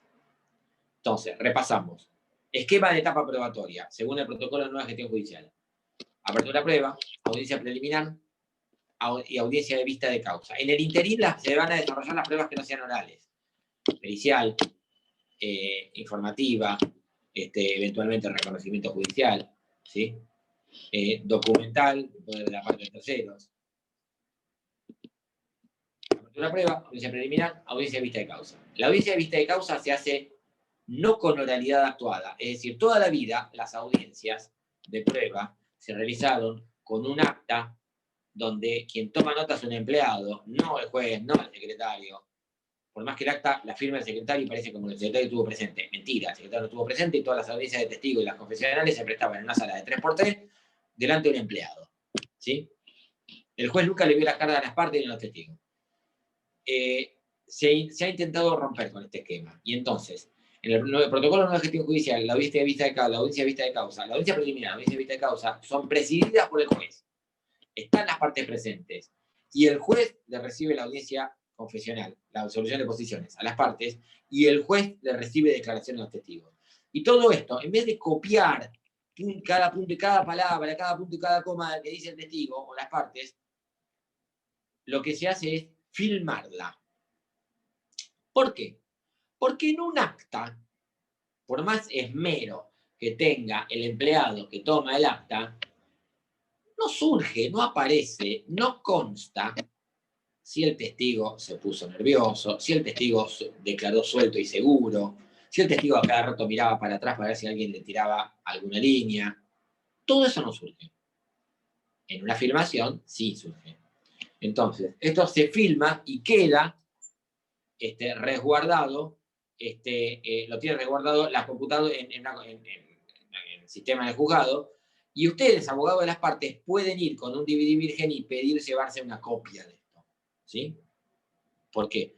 Porque el día de mañana ustedes necesitan recrear las declaraciones de las partes y de testigos, por ejemplo, para fundar un recurso de apelación o para presentar un recurso de apelación, entonces tienen donde verlo. ¿Sí? No está, esto no aparece en la mesa de entrada virtual.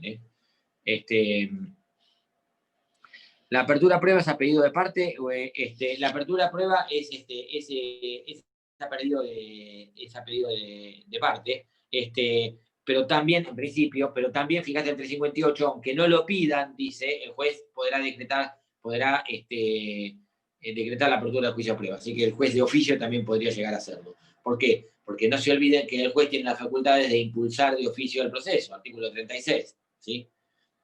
Son facultades ordenatorias. Entonces, esquema de apertura a prueba en el código.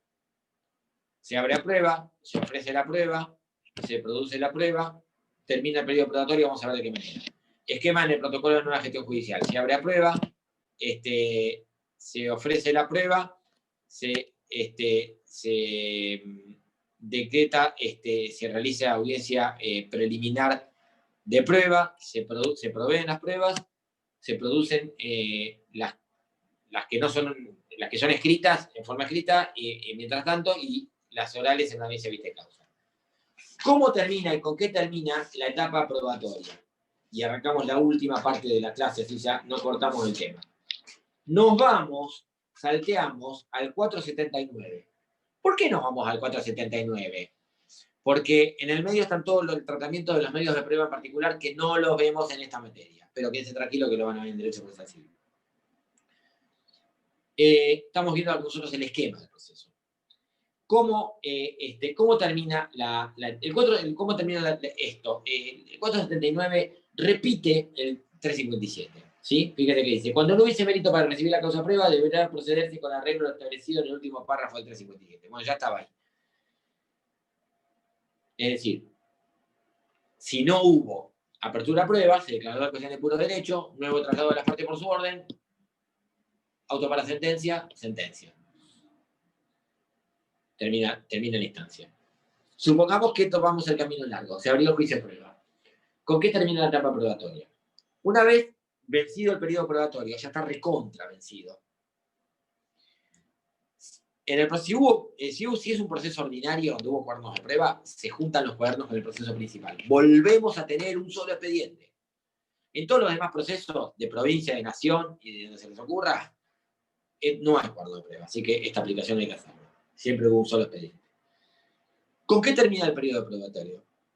Con una constancia que hace el secretario. Esto es un acto propio y típico del secretario del juzgado, no lo hace el juez, donde deja constancia que terminó el periodo probatorio, que ya recontra terminó, el plazo de prueba está recontra vencido, de hasta 40 días está recontra vencido, y hace un detalle de las pruebas que fueron en su momento ordenadas, que fueron proveídas, indicando si están producidas o si no están producidas, si están pendientes, o si fueron desistidas. Porque las partes pueden desistir de las pruebas antes de producirse. Cuando la prueba empieza a producirse, ya se adquiere por el proceso. Y las partes se benefician o perjudican independientemente de quién haya ofrecido. ¿Sí?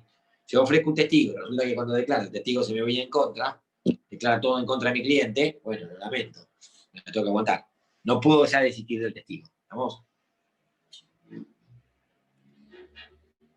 ¿Cómo se llama este acto?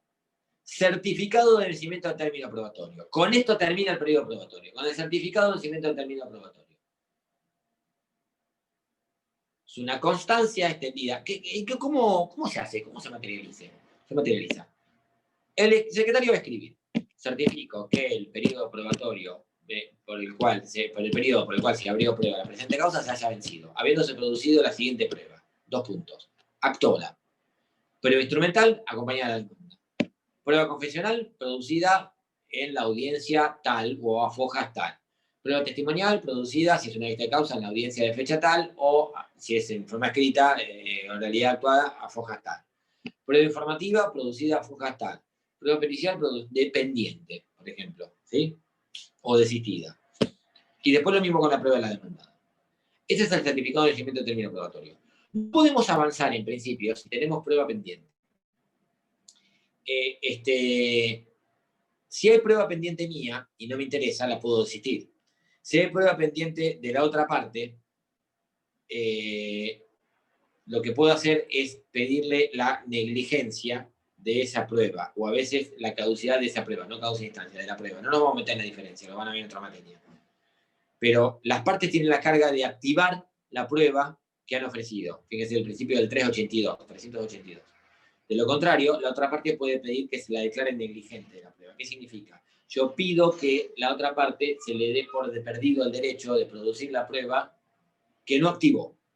Ofreció 5 testigos, pero resulta que la verdad es que nunca pidió audiencia por los testigos, o pidió audiencia y los testigos no vinieron, nunca activó la citación de los testigos, nunca pidió nueva audiencia ante el fracaso de la audiencia, entonces pido que lo declaren negligente, ¿sí?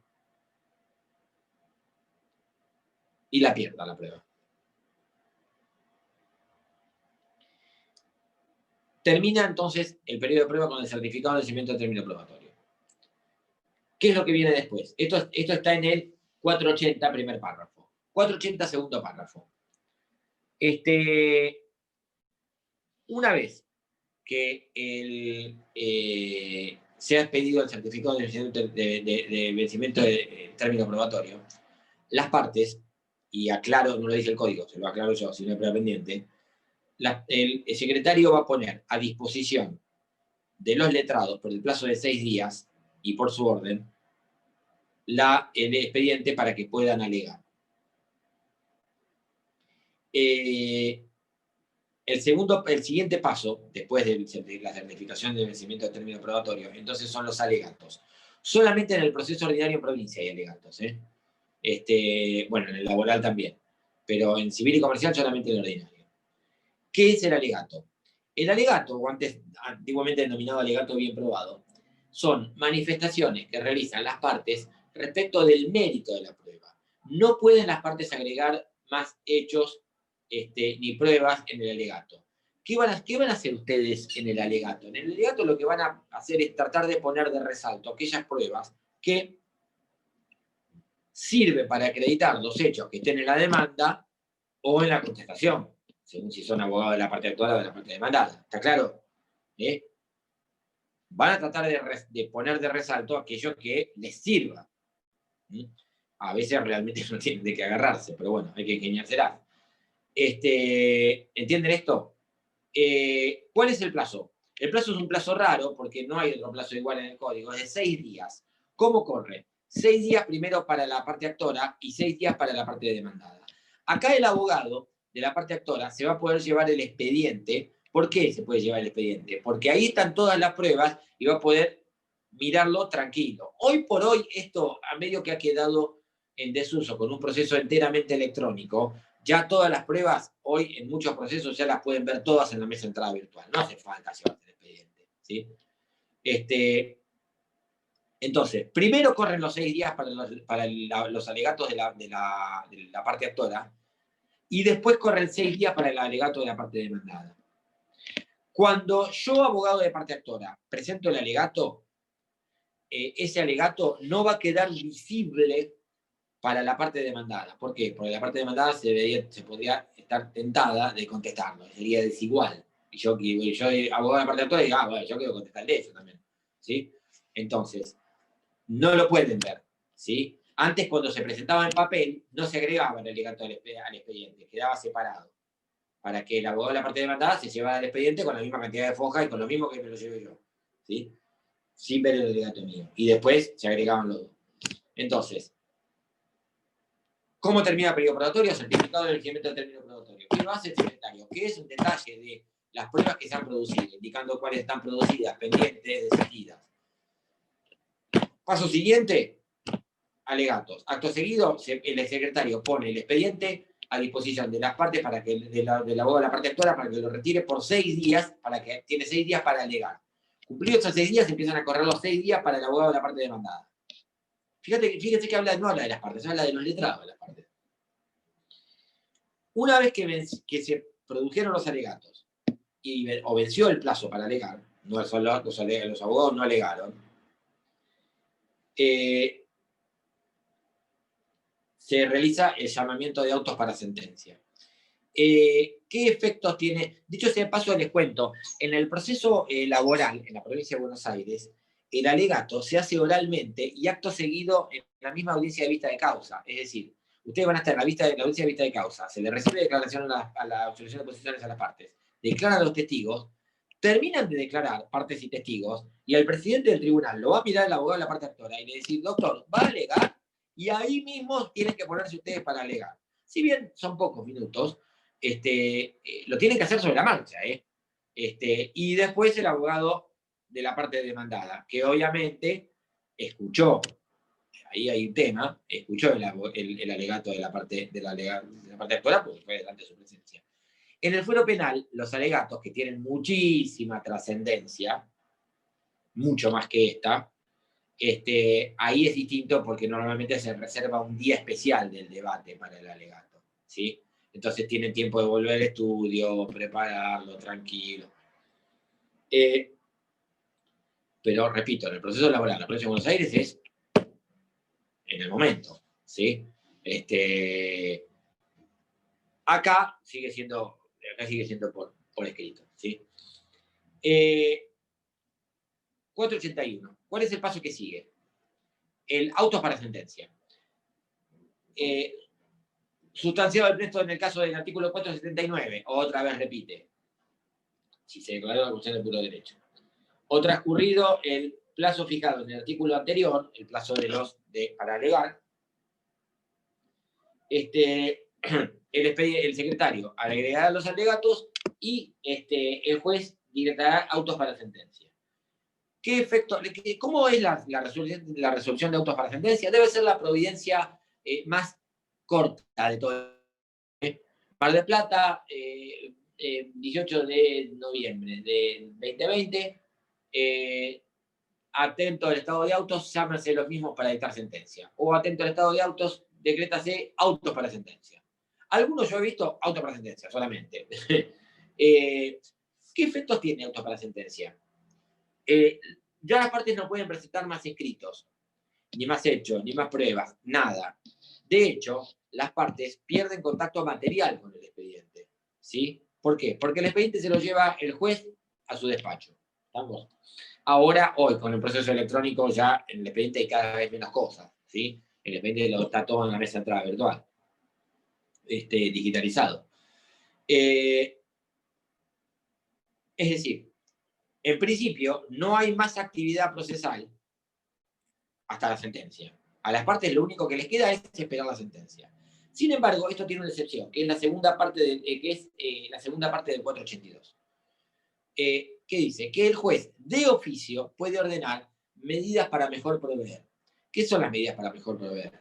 Son medidas tendientes a esclarecer la verdad de los hechos. ¿Por qué? Porque las pruebas producidas en el proceso no le son todavía suficientes. Y ustedes me dirán, ¿y por qué esperó hasta ahora? ¿Por qué esto está ahora? ¿Por qué no lo hizo antes? ¿Lo pudo haber hecho antes? Sí. Pero no es casualidad que esté acá esta norma. ¿Por qué? Porque en la práctica, y por lo menos durante muchísimo tiempo, es el momento donde el juez se pone a ver en detalle y en forma integral todo el proceso. Es decir, el juez va a empezar a leer la demanda, la contestación, va a ver y analizar todas las pruebas que se produjeron. Y entonces acá es donde el juez dice, no, la verdad, yo con esto no puedo resolver. ¿Por qué se llaman medidas para mejor proveer? Para poder dictar sentencia de mejor manera, de manera más fundada. Entonces el juez dice, yo con estas pruebas no me puedo formar un verdadero convencimiento de cómo ocurrieron los hechos. Sí, autos para con Luisina y todos, la resolución de autos para sentencia implica o marca el fin de la etapa probatoria. La etapa probatoria había empezado con apertura prueba. Es decir, etapa introductoria, interposición de la demanda. Termina con apertura prueba. Con apertura prueba comienza la etapa probatoria. Termina con autos para sentencia. Ahí empieza la etapa decisoria que termina con la sentencia. Entonces, el juez lo que dice, con estas pruebas yo, la verdad, no me puedo formar un verdadero convencimiento de cómo ocurrieron los hechos. Entonces, lo que vamos a hacer es, suspendo el plazo para dictar sentencia. El juez, recuerden, tiene un plazo de 40 días si es unipersonal, artículo 34, o 60 días si es colegiado, en el ordinario, para dictar sentencia. El juez le está corriendo el plazo para dictar sentencia, como una especie de cuenta regresiva.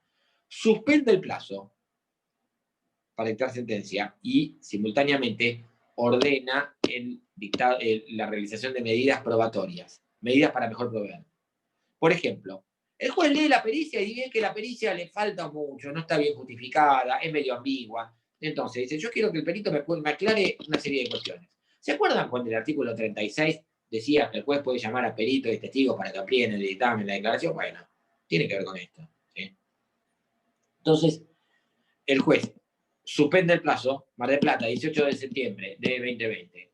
Suspende el plazo para dictar sentencia y, atento al estado de auto, se ordenan como medidas para mejor proveer las siguientes, 2 puntos. Trabajo.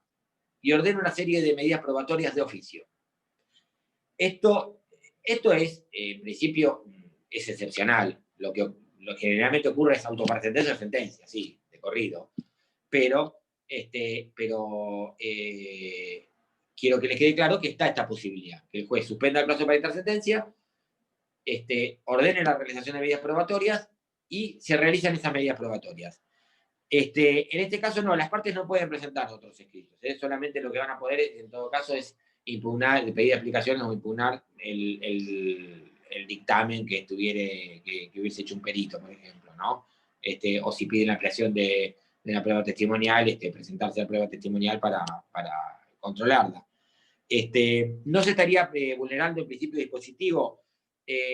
No, porque, a ver, el proceso civil y comercial, y esto es una pregunta, y esto es un tema muy importante, y pregunta de examen, ya se lo estoy diciendo, como está regulado en el código, no es 100% dispositivo, es dispositivo con límites, ¿sí? ¿Por qué? Porque si bien en cuanto a la iniciativa es enteramente dispositivo, el juez puede activar el proceso, impulsar el proceso de oficio, las partes no pueden disponer de los derechos libremente, el juez puede ordenar medidas probatorias más allá de las invocadas o de las ofrecidas por las partes, ¿sí?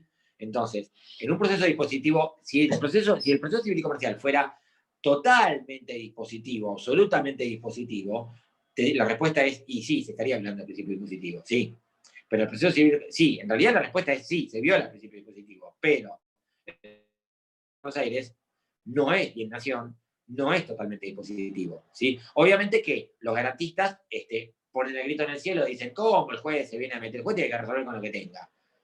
Y si no basta para hacer lugar a la apreciación, tendrá que rechazarla. Punto. Ya está, listo. Pero no ese es el sistema del código. En el código el juez tiene un perfil activista, y el juez tiene facultades de ordenar medidas probatorias de oficio. ¿Falta algún artículo? No. Ya termino.